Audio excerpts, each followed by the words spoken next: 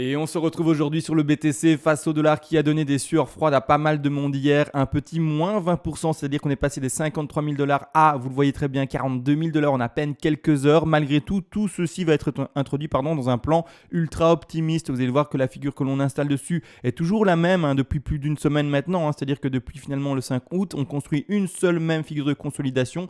Et c'est-à-dire que cette figure-là, qui normalement doit d'ailleurs baisser, ne fait finalement que monter. Vous allez voir que clairement, ça montre l'intensité et l'intention, si je peux vraiment dire, d'un prix qui va pumper très fortement par après. On va regarder ça de toute manière par rapport au gap également, par rapport à Ichimoku. Pourquoi est-ce qu'également pour le moment, il va y avoir normalement une certaine zone de consolidation horizontale à partir de maintenant par rapport à une zone de résistance et également une zone de support selon Ichimoku. On va regarder ça durant la vidéo, vous le savez, voir également les perspectives haussières qui sont toujours très intéressantes et très importantes, vous allez le voir également. Donc c'est-à-dire que le dernier top des 64 000, 65 000 c'est ici à gauche et on va les péter allègrement si tout se passe bien entendu pour notre petit BTC. Tout cela sera fait, vous le savez, après la petite intro.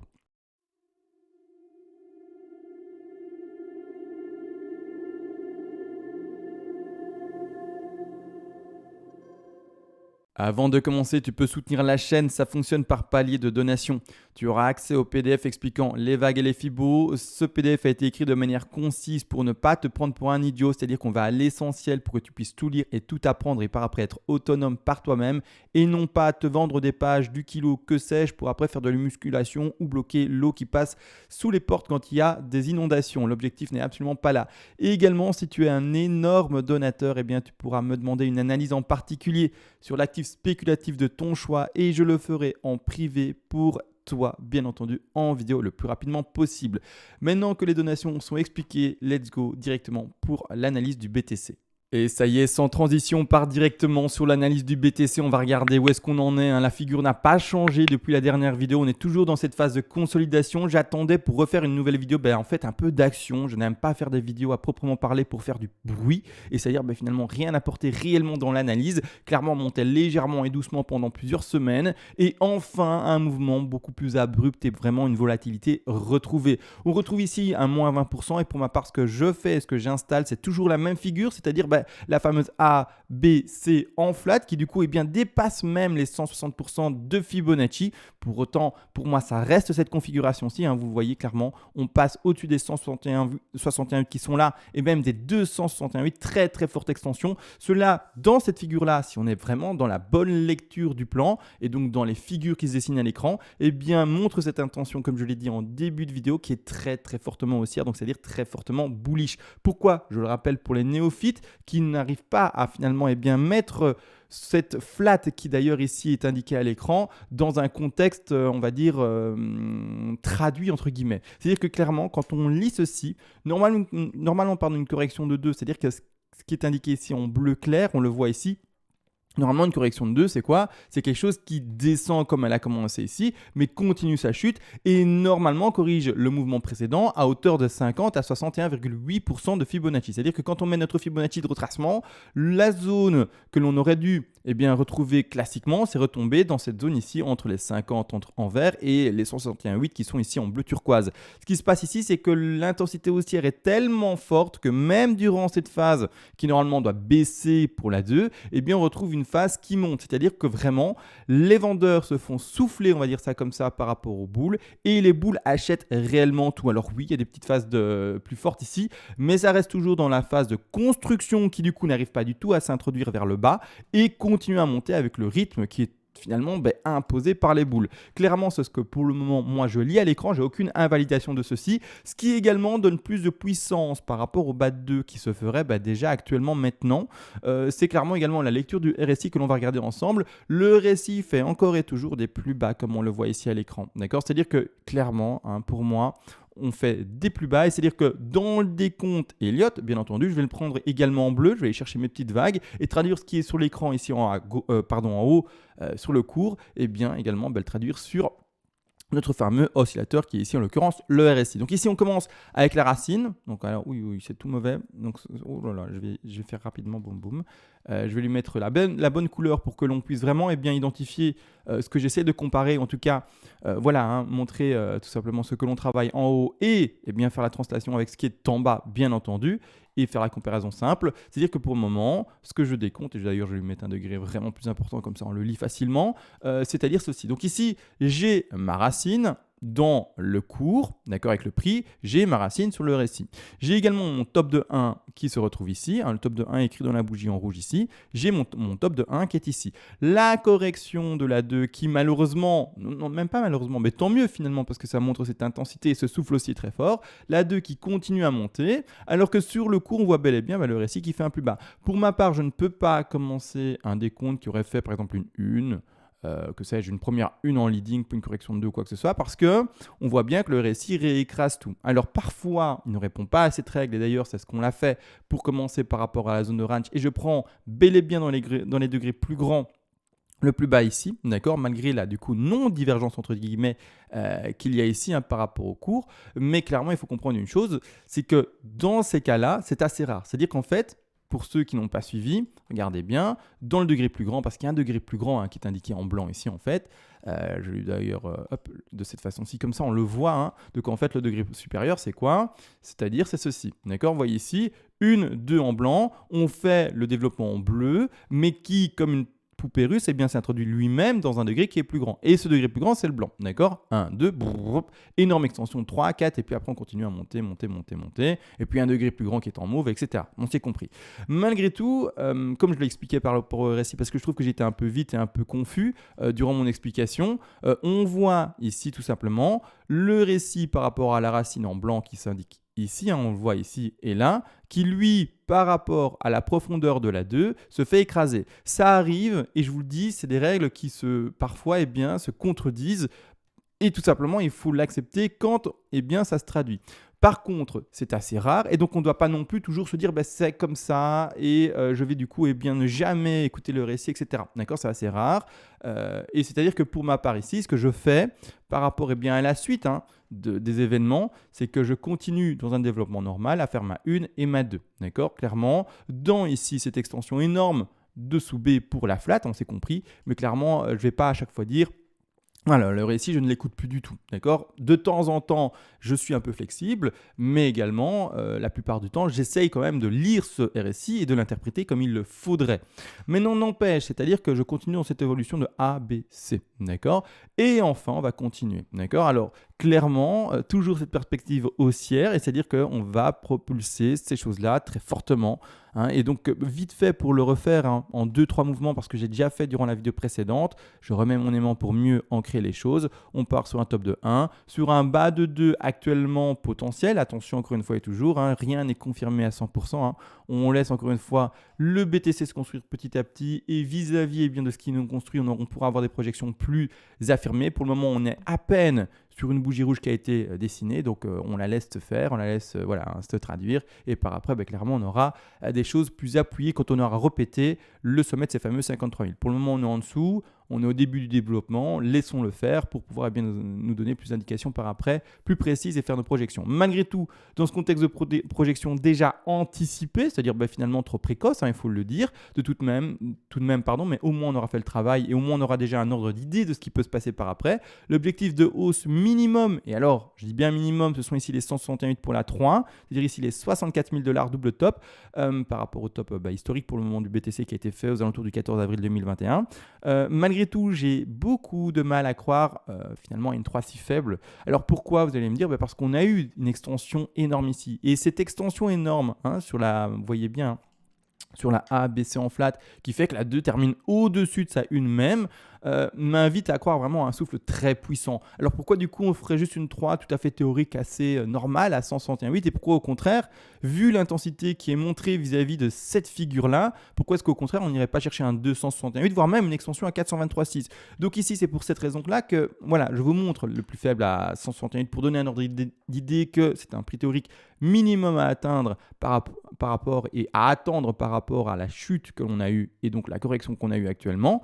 Mais malgré tout, je serais plus enclin à indiquer ceci à l'écran. C'est-à-dire finalement quelque chose qui irait rechercher ces 261.8 ou voire même ces 423.6. Donc vraiment voir quelque chose avec un BTC qui irait chercher ces 261.8, c'est-à-dire un prix en quel déjà pardon, je croirais plus, c'est-à-dire les 77 000 $, voire même, pourquoi pas les 423.6 qui sont déjà carrément, on va le dire, les 100 000 si on arrondit, et plus précisément pour ceux qui savent lire les petits chiffres à droite, les 99 000. Donc, c'est clairement ça. Également, il ne faut pas l'oublier, ces choses et ces pumps et ces to the moon ont déjà existé par le passé et on a été surpris pour beaucoup par rapport à cette intensité haussière folle. C'est-à-dire que, regardez précédemment, pour donner l'exemple, j'ai passé d'ailleurs en weekly, ce sera plus simple pour interpréter et montrer les choses. On voit maintenant les mèches. Ce que je vous montre à l'écran, faites attention, ça s'étale depuis 2017, on va dire allez, janvier d'année 2018 ici, jusqu'à les jours actuels, vous le voyez bien. D'accord, donc ici, à partir de là, UL1, on est en fin d'année 2017, décembre d'année 2017, pardon. C'est-à-dire que même si, il est vrai, on approche, ou en tout cas, on s'approche d'un top par rapport à la hausse que l'on voit, d'accord ? C'est pas parce qu'on approche de ce fameux top qu'il y a un sacré frein et qu'on arrête le bull run. Donc, c'est pas pour autant qu'il y a d'office, parce qu'on approche proche d'un top, d'accord, qu'il y a une correction par après. On peut très bien continuer le train et continuer à monter très fortement, péter finalement ce top, même s'il est vrai, on le voit, ici clairement, l'aimant me gêne. Il y a eu une légère phase de consolidation pendant 3 semaines, mais pour autant, on est resté vraiment sur des expressions de bougies qui sont très boules, d'accord, avec des mèches vers le bas ici qui sont très grandes, vraiment un rejet à chaque fois des bas prix. La première ici qui était vraiment intermédiaire, on s'est compris, le corps est vraiment au milieu des deux mèches, mais autrement, l'intention haussière a été maintenu et il y a eu un pump très fort, d'accord ? Maintenant, c'est un peu la même chose dans l'interprétation que j'en ai actuellement du cours, c'est-à-dire que le dernier ATH, je vais essayer d'enlever les petits gribouillis blancs maintenant ici à gauche, le dernier ATH a été fait à 64 000 $, il est vrai, d'accord, on va l'entourer. D'ailleurs, je vais passer sur un autre graphique vide pour le montrer. L'ATH précédent a été fait ici, d'accord. Maintenant, clairement, on peut très bien pumper et continuer dans cette lancée et pumper sans pour autant se dire, vu qu'on arrive à l'ATH, on fait un double top par exemple et on refait une correction pour après repumper peut-être. Non, on peut très bien continuer le pump très fortement de cette façon-ci et y aller vers, comme dit, ces fameux 100 000 peut-être. Alors pourquoi est-ce que je dis ça ? Ceux qui arrivent à faire le lien avec tout ce que j'explique, c'est qu'on a eu cette fameuse flat sur le cours. Et c'est cette fameuse flat, gros bug, enfin pas bug, mais à mon avis, moi qui n'ai pas enlevé le pinceau au bon moment, c'est qu'on a eu en fait l'expression de cette fameuse flat. Et cette flat-là me montre qu'il y a une intensité haussière très forte. Et c'est pour cette raison-là que je me dis, on peut très bien pumper, ne pas du tout faire gaffe au top et y aller. Et tout percer finalement, un peu comme finalement on faisait sabrer un champagne. Et boum, ça pète, clairement. Donc ici, clairement pour moi, ces fameux 100 000 $, bientôt, ne sont pas du tout impossibles. Maintenant également dans la projection de prix, en restant sur le fait qu'on irait rechercher, que sais-je moi, peut-être ces 100 000. Après, on doit s'attendre à une correction de 4 assez forte, d'accord, tout simplement. Alors, je rappelle, les 100 000, c'est ici, hop, et ce serait le Fibonacci des 423,6, donc très forte extension. Là, on est vraiment dans un scénario très très fort. Mais maintenant, pourquoi pas ? Vu la flat, j'appuie tout sur l'expression de la flat qu'on est en train de connaître maintenant. Et également, mais du coup, correction de 4 forte. Alors pourquoi ? Que sais-je ? Il y en a qui vont me dire, simplement que mentalement, psychologiquement, les 100 000 sont une belle barrière. Pour moi, il n'y a pas de problème avec les interprétations des prix, etc., de la psychologie des prix, des chiffres ronds et des choses comme ça. Mais c'est-à-dire qu'on devrait aller rechercher la zone des 38 à 50% de Fibonacci. On va aller taper à 50, on va les taper sur la zone théorique classique. Alors pourquoi ?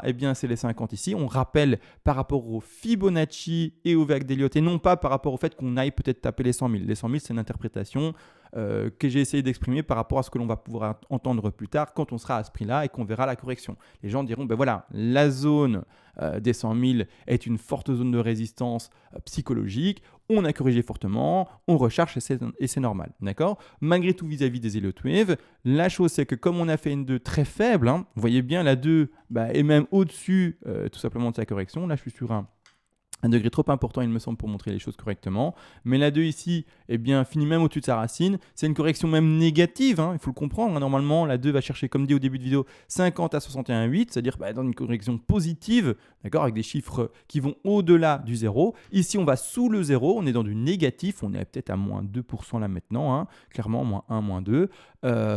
C'est-à-dire que l'intention est très très fortement haussière. De ce fait, quand on a une 2 faible, on a une 4 forte. Quand on a une 2 régulière, on a une 4 régulière, et quand on a une 2 qui est forte, on a une 4 qui est faible. Ici, on a une 2 faible, donc on va répondre à cette règle-là par une 4 qui est forte. De ce fait, on va chercher les 50% de Fibonacci. En tout cas, c'est comme ça qu'on va chercher le retracement théorique en Elliott Wave. Après, comme dit, si on va chercher les 100 000 et qu'on corrige fort et que vous voulez dire que c'est la barrière théorique psychologique, il n'y a pas de problème, ça va très bien aussi pour moi, hein, il n'y a aucun souci avec ça, tant qu'on va dans la même direction.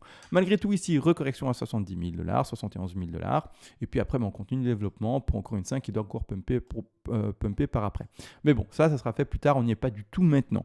Malgré tout, belle perspective haussière pour le petit BTC, hein, malgré la correction qu'on a eue.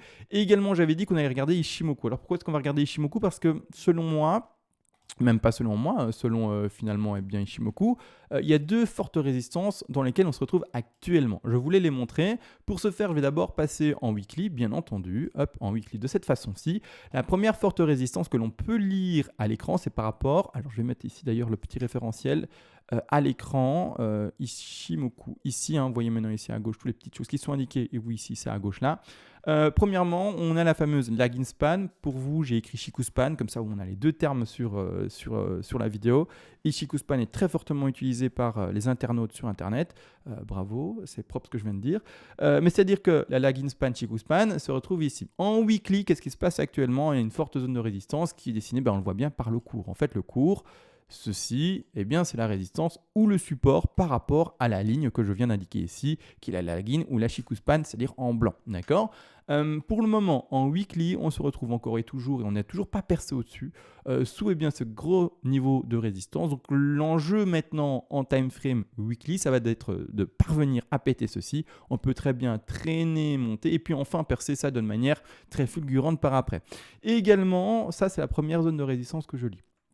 Également pour le moment, par rapport ici tout simplement à l'expression directe de la bougie, on est sur la Kijun, on a été percé un peu en dessous et on a en weekly une très grosse zone de support vis-à-vis de la SSB surtout, et également du nuage qui s'indique avec l'intervalle entre la SSB et la SSA. Donc ici clairement, gros niveau de support également par rapport à ce nuage que l'on voit ici en vert. D'accord? Malgré tout, quand on change de time frame également, c'est-à-dire dans une time frame plus petite, en daily, qu'est-ce qui se passe actuellement? Alors on passe en daily, on montre ça. Daily, au contraire, on voit la lagging qui a transpercé le cours. Hein. Le cours a été transpercé vers le haut avec la lagging span Shikuspan à partir du 30 juin d'année 2021, là où je mets mon curseur, hop, on était au-dessus. Un très bon signal d'achat. Et pour le moment, elle retrouve un niveau de support également en daily sur le cours. Donc c'est-à-dire qu'ici, la lagging span, pour faire plaisir et garder vraiment cette intensité en daily, finalement l'expression haussière propre et nette du BTC serait bien que on monte légèrement, qu'on trouve support sur ce cours et qu'on continue à monter avec l'expression du cours par après. D'accord? N'oubliez pas, la lagging span, c'est le cours reporté en arrière pour ceux qui ne le savent pas de 26 périodes. Donc ici clairement en fait, quand je montre l'expression de la lagging span qui joue sur le cours, ça veut sous-entendre par après si je fais un petit copier-coller, tout simplement, c'est le cours qui évoluerait de cette manière-là. D'accord? Donc je vais mettre le cours en vert, en tout cas la flèche en vert pour exprimer le cours, et la lagging span continuerait vu que le cours en fait s'exprimait de cette manière-là. D'accord? Le cours se dessine, la lagging span se dessine à 26 périodes en arrière de la même manière. D'accord? Donc ici le cours doit continuer à monter pour que la lagging span parvienne à tenir et à maintenir son support, bien entendu, qui est lui-même en fait le dessin du cours. Maintenant également, lagging span, pour le moment, gros niveau de support en daily. On est légèrement tout la Kijun, rien de dramatique, hein, voilà, on va le laisser faire, c'est un premier signal un peu, une petite alerte entre guillemets, attention, on passe en dessous de la Kijun, etc., mais c'est rien de dramatique non plus. On est surtout encore et toujours avec la lagging sur le cours, et on est également surtout au-dessus de la SSB et au-dessus également de ce fameux nuage que l'on lit ici à l'écran. Donc pour le moment on délie tout va bien. Donc n'empêche, ce que l'on peut comprendre, c'est qu'on a une forte zone de résistance. Je vais mettre un petit rectangle pour le montrer. Une forte zone de résistance qui s'indique par rapport au weekly. Rappelez-vous la lagging qui joue là en dessous, hein, d'accord, en weekly. Ici, on ne la voit pas en weekly, on la voit en daily. Mais une grosse zone de résistance dans cette zone-ci. Je vais le mettre d'ailleurs en plein, comme ça on le voit. Grosse zone de résistance dans cette zone-ci. Et là en dessous, on a à la fois en weekly et également en daily une grosse zone de support vis-à-vis de la SSB, etc. qui se dessine ici. Donc je vais la mettre en vert, d'accord. Et je vais la mettre surtout le plein également en vert, d'accord, de cette façon-ci. Donc clairement, voilà, pour le moment, ce qu'il pourrait y avoir du coup, c'est peut-être un redémarrage assez lent, d'accord, toujours en vague d'Elliott, ça commencerait à une petite une, etc. Mais c'est-à-dire que on commencerait peut-être quelque chose de, si je trouve mon petit brush assez rapidement, un démarrage assez lent, et puis enfin pétage, d'accord. Donc ici, on s'exprime en daily, donc vraiment pour montrer ceci, bon voilà, ça peut peut-être s'étaler pendant encore un mois et enfin péter vraiment vers le haut plus fortement, d'accord. Et là, ça y est, quoi. Là, voilà, on sabre le champagne et ça pète et c'est terminé, d'accord. Donc voilà comment est-ce que je peux exprimer ceci.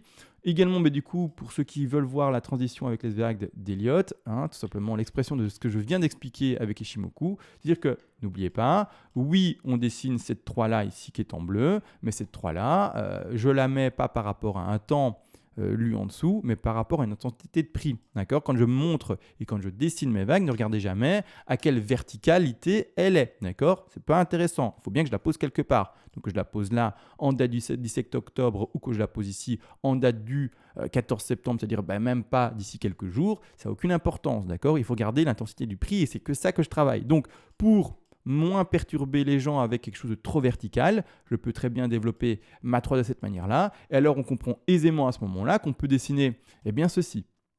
Une petite une, d'accord, qui traîne. Faisons-la traîner jusqu'au 18 septembre pour donner vraiment un exemple d'un développement qui peut se passer. Puis faisons traîner une sous 2 ici jusqu'au 25 septembre, 26 septembre. Et c'est-à-dire que là maintenant, on est encore parti pour une vingtaine de jours à l'horizontalité. Et enfin, pétage 3, 4 et 5 pour le sous-petit décompte. Donc ici, je vais mettre d'ailleurs en sous-petit. Comme ça, on voit que c'est un petit décompte. Donc, je vais mettre en minuscule, etc. Mais voilà, donc on peut très bien... Malgré le fait que dans le grand degré, on voit une verticalité très importante visuelle pour les néophytes, j'explique ça, et bien malgré tout, on va monter en 1-2 et avoir une phase de consolidation actuelle qui peut être maintenue pour donner un exemple encore et toujours. Vous entendez bien le mot exemple, j'insiste dessus. Le temps, on ne sait pas le déterminer et on ne sait pas le travailler. Pour donner cet exemple comme dit, une vingtaine de jours, actuellement toujours à l'horizontale. Et enfin péter ça. Donc clairement, voilà ce que l'on peut voir, et c'est ce que j'exprime, vous l'aurez compris, vis-à-vis de ceci, d'un cours qui traîne un peu, et puis après qui enfin pète, d'accord, clairement. Donc ça, c'est la corrélation Ishimoku-Elliott Wave, comme ça on comprend tout ensemble. Également, est-ce qu'il y a quelque chose d'autre à voir? Je vais regarder rapidement les gaps, mais il me semble que les gaps, rien de fou. Est-ce qu'il y en a des nouveaux à lire, oui ou non?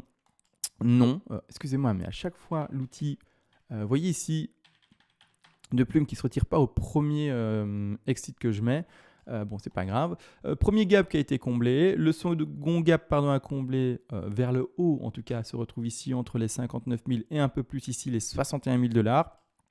Et le gap qui sont plus bas. Bon, puis il y en a plein qui sont beaucoup plus bas, bien entendu. Mais le gap le plus bas et le plus proche se retrouve toujours ici aux alentours des 34 000 et également des 32 000 $. C'est-à-dire que la préconisation que j'en fais, c'est pour quelqu'un qui ouvre un long, toujours son fameux stop loss qui est indiqué et exprimé par rapport à cette ligne blanche, pour moi de se retrouver dans un chemin, en tout cas dans une direction d'assurer ses arrières, toujours en dessous du gap. D'accord. Si jamais les gaps, vous n'en faites pas attention dans votre style de trade et vous dites non, moi les gaps, je ne les utilise pas et je ne fais pas attention à ceci, vous faites ce que vous voulez. Mais si vous faites attention au gap, ayez conscience qu'il y a un gap là, et donc l'ouverture du trade, qui se fasse maintenant ou plus tard, peu importe, aura un stop loss vraiment très large qui se retrouvera finalement aux alentours des 28 000 $ et un peu plus haut ici des 31 000 $, mais pas au-dessus de ce fameux gap qui s'introduit ici aux alentours des 32 000 et des 34 000 $. Donc vraiment, restez vraiment très défensif sur sa position avec un stop loss très large. Après, très large, tout dépend parce que comme on vise vraiment des beaucoup plus hauts, imaginez que vous ouvrez, pour donner un exemple encore une fois, un trade Maintenant, aux alentours des prix où on est à combien? On est à 46 000 $.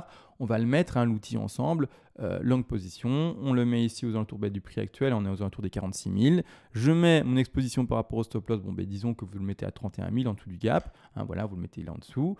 Et du coup, l'objectif serait, que sais-je, les 100 000. Pour donner un exemple, hein, il n'y a rien de travaillé, il n'y a pas plusieurs TP, etc. Mais c'est juste pour donner le ratio déjà, etc. Vous seriez sur un ratio qui va aux alentours des 3,53, d'accord? Et encore, hein, on vise normalement plus loin, étant donné qu'il y a encore une 5 à jouer.